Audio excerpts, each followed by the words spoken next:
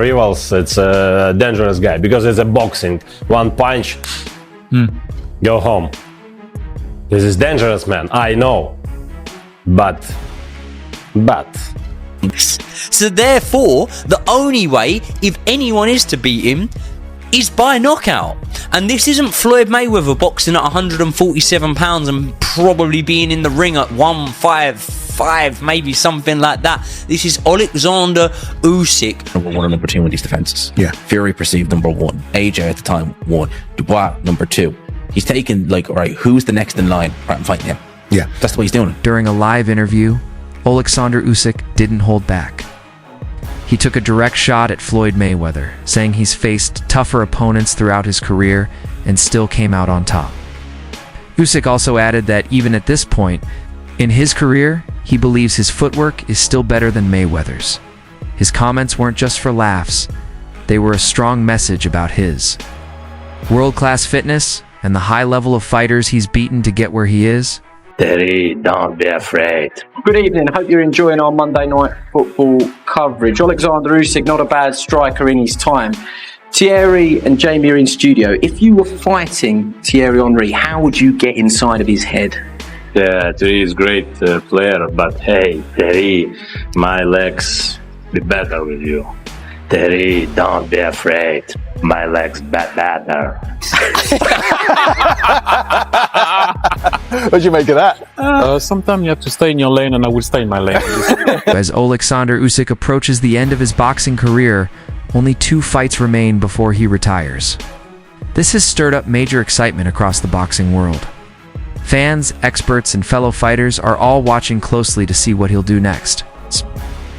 With such an impressive legacy behind him, his next opponent, whoever it is, will also be stepping into the spotlight. There's huge buzz around these final matchups, as everyone wants to see how this boxing legend wraps up his incredible journey. From Usyk that he's got 2 more fights in the bag at this point, that you reckon, yeah? I interviewed him before. I sat down with him and had a chat with him before the Dubois fight. And yeah, he was just like, I've got 2 fights left. So he's never fought in the Ukraine, he's never fought in his home country, or defended his title, I should say. So that's got to be on his wish list. I would imagine so, but with what's going on in this country, it's just a disgrace. It's still going on.